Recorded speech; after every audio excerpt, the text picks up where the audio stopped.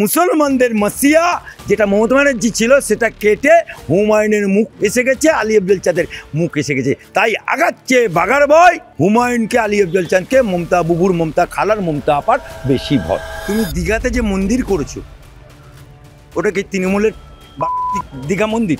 ওটা তো জনগণের টাকায় করেছো। জনগণের টাকায় কি মন্দির করা যায়? কানে কানে চুপি চুপি এলএলবি হয়ে গেল নাকি? হ্যাঁ, ওনার ডিগ্রি কি আছে? তোমার বাবার নাম দিয়ে মামলা করেছি, কোনো মুখ্যমন্ত্রী হিসাবে করিনি, ব্যক্তিগতভাবে তোমার বিরুদ্ধে মামলা করেছি। এসো। ওরে আমার বুবু জান রে, ওরে আমার খালা জান রে, ওরে আমার আপা জান রে, মুসলমানরা যেদিকে বাংলার সিংহাসন তাদের দিকে। बेल लगा में मैं हुमायूं टेलर देखा है, दिखा दिया बंगाल को, सारा इंडिया को। 26 साल आने दीजिए, पिक्चर अभी बाकी है। मरছে मुसलमान, मारছে मुसलमान, जेल खाटছে मुसलमान। সেই মুসলমানদের আজকে জাগরণ এসে গেছে। কণ্ঠে গীতা পাঠ হলো, মমতা বন্দ্যোপাধ্যায়কে আমন্ত্রণ জানানো হলো, তিনি না আসার কারণ জানিয়ে বলছেন আমার একটা রীতিনীতি আছে, আমার একটা যে এখানে বিজেপির প্রোগ্রাম, আমি কেন যাব? কি বলবেন? দেখুন, যদি বলে বিজেপির প্রোগ্রাম, আমি বলবো মমতা ব্যানার্জি মূর্খের স্বর্গে বাস করছে, মূর্খের স্বর্গে বাস করছে।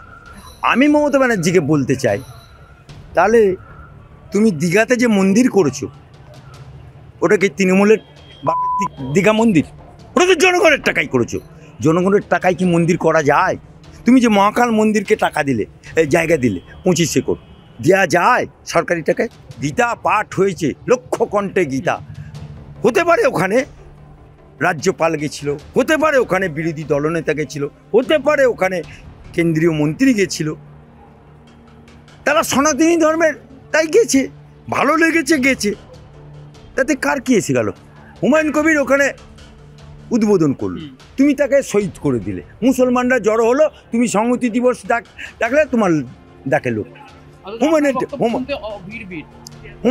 হুমায়ুনের সভাতে আঁকড়া বলছে 50 লক্ষ পার হয়ে গেছে, 50 লক্ষ পার হয়ে গেছে, যে মঞ্চে আমি দাঁড়িয়ে বক্তৃতা দিয়েছি। এবং সবথেকে অবাক কাণ্ড, আমি স্টেজে উঠে বক্তব্য দিইনি, শুধু সবাইকে হাত নেড়েছি, আর লোকের উৎসাহ তাতেই ইন্টারনেট। গীতা কণ্ঠে কই ইন্টারনেট বন্ধ করলে না? আপনাকে এত ভয় পায়? আগাচ্ছে বগার বই। এখন মানে মুসলমানদের এবং মুসলমানদের মাসিয়া যেটা মমতা ব্যানার্জি ছিল সেটা কেটে হুমায়ুনের মুখ এসে গেছে, আলী আফজল চাঁদের মুখ এসে গেছে। তাই আগাচ্ছে বাগার বই। হুমায়ুনকে, আলী আফজল চাঁদকে, মমতা বুবুর, মমতা খালার, মমতা আপার বেশি ভয়। মমতা বন্দ্যোপাধ্যায় বলেছেন আমার শিক্ষাগত দিক দিয়েও আমি ওখানে যাওয়া পছন্দ করিনি, তিনি শিক্ষার কথা বলছেন। ওনার শিক্ষাগত কী আছে আমি জানি না, কারণ ওনার নামের পাশে ছিল ডক্টরেট, উঠে গেল। ওনার নামের পাশে ছিল সততার প্রতীক, উঠে গেল। উনি বলেন চুপি চুপি MA করেছে। বাপের জন্মে কেউ শুনেছে যে চুপি চুপি MA করা যায়? উনি বলেন চুপি চুপি LLB করেছে। বাপের জন্মে কেউ শোনেনি যে পড়াশোনা চুপি চুপি হয়।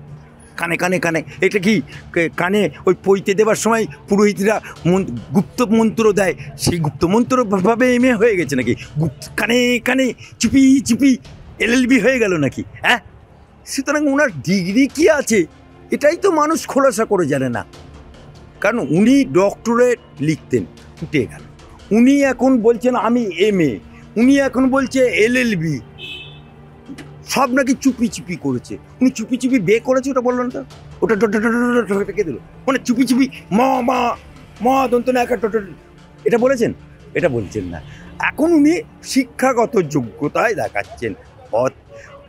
অত যদি শিক্ষার তোমার বরাং থাকে, তাহলে তুমি যদি LLB করে থাকো, না কেন মমতা ব্যানার্জি, আমি অ্যাডভোকেট আলী আফজল চাঁদ চ্যালেঞ্জ করলাম তোমাকে, এই হাইকোর্টে তোমার বিরুদ্ধে মামলা করেছি, আমি তোমার নাম দিয়ে মামলা করেছি, কোনো মুখ্যমন্ত্রী হিসাবে করিনি, ব্যক্তিগতভাবে তোমার বিরুদ্ধে মামলা করেছি। এসো, কোনো উকিল থাকবে না, তুমি তোমার হয়ে আর্গুমেন্ট থাকবে, আমি অপোজিটে থাকবো, আমি পিটিশনার, আমি মামলা করব। হয়ে যাক, দুধকে দুধ, পানিকে পানি, সওয়াল যাক, হয়ে যাক। তিনি বলছেন যে দল নেতাজিকে মানে না, যে দল গান্ধীজিকে সম্মান করে না, তাদের প্রোগ্রামে আমি যাব না। তিনি বলছেন। ওরে আমার বুবু জান রে, ওরে আমার খালা জান রে, ওরে আমার আপা জান রে। উনি নেতাজিকে খুব মেনেছেন, উনি রবীন্দ্রনাথকে খুব মেনেছেন, উনি কাজী নজরুলকে এত মানা মেনেছেন, এত মানা মেনেছেন যে ওদের নেতা জাতীয় সঙ্গীত গাইতে পারে না। ওদের নেতা, তুমি এত রবীন্দ্রনাথ ভক্ত যে রবীন্দ্রনাথের সহজ পাঠ তুলে দিয়ে তোমার সেখানে কবিতা পাঠ হচ্ছে এপাং ওপাং ধাপাং। তুমি এত বড় লেখক যে তোমার কবিতা পাঠ পাঠ করতে হচ্ছে। তুমি এত বড় লেখক যে সিঙ্গুর আন্দোলন ওখানে ঢোকাতে হচ্ছে। তুমি এত বড় আর্টিস্ট, ছবি, যে ছবি কেনে তোমার আঁকা ছবি কেনে কোটি টাকায়, সে আবার জেলে যায়। এই তো আমার বাংলার অবস্থা। স্যার, একই দিনে সংহতি সভা ছিল এবং একই দিনে আপনি যেখানে উপস্থিত ছিলেন সেই শিলান্যাস ছিল। শিলান্যাসে এত ভিড়, মমতা সংগঠিত লোক নেই কেন? এই কারণে নেই, বাংলায় মমতা ব্যানার্জি ব্রিগেড ভরাবে কে? মুসলমান। রানী রাসমণি ভরাবে কে? মুসলমান। বোম মারবে কে? মুসলমান। বোম বাঁধবে কে? মুসলমান। মারবে কে? মুসলমান। ভোট লুট করবে কে? মুসলমান। ডিম খাবে কে? মমতা ব্যানার্জি। ডিম খাবে কে? অভিষেক ব্যানার্জি। তাই মরছে মুসলমান, মারছে মুসলমান, জেল খাটছে মুসলমান। সেই মুসলমানদের আজকে জাগরণ এসে গেছে। হুমায়ুনকে 4 তারিখে সাসপেন্ড এবং বাবরি মসজিদের মামলায় মমতা ব্যানার্জি হেরে গিয়ে, সিপিএমের বাঘাবাগ উকিল দাঁড়িয়ে হেরে গিয়ে আজকে শহীদদের খাতায় হুমায়ুনের নাম লিখিয়ে দিয়ে আজকে মুসলমানরা বাবরি মসজিদের দায়ে যখন সাসপেন্ড করা হলো, আর মমতা ব্যানার্জি সরকারি টাকায় দিখায় মন্দির করলে তখন দোষ হয় না। তাই সেদিনকে আমি যাওয়া মাত্র লক্ষ মানুষের ভিড়, লক্ষ মানুষের ভিড়। তাই মুসলমানরা যেদিকে, বাংলার সিংহাসন তাদের দিকে। এই যে এই বাংলার যে ভোট আসছে, এই মুসলমানরা কি মমতা ব্যানার্জির সাথ দেবে? আগে বে হতে দিন, তারপরে ফুলসজ্জা হতে দিন, তারপরে মনা হতে दिन। 26 साल अभी बहुत देर है। अभी बेल लगा में मैं हुमायूं टेलर देखा है, दिखा दिया बंगाल को, सारा इंडिया को। 26 साल आने दीजिए, पिक्चर अभी बाकी है। কোরআন পাঠে কি পিকচার দেখা যাবে? কোরআন পাঠ আলাদা জিনিস, ফেব্রুয়ারিতে যেটা 1 লক্ষ ঘন্টা হবে। কোরআন পাঠ আলাদা জিনিস। এই যে সনাতনীদের গীতা পাঠ হলো, এটা একটা ধর্মীয় ব্যাপার। কোরআন পাঠ একটা ধর্মীয় ব্যাপার।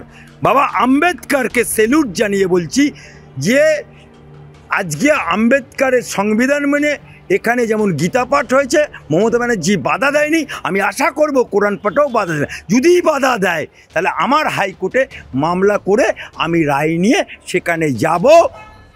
টেলার দেখিয়েছি বেলডাঙ্গাতে, 6 তারিখে টেলার হয়েছে।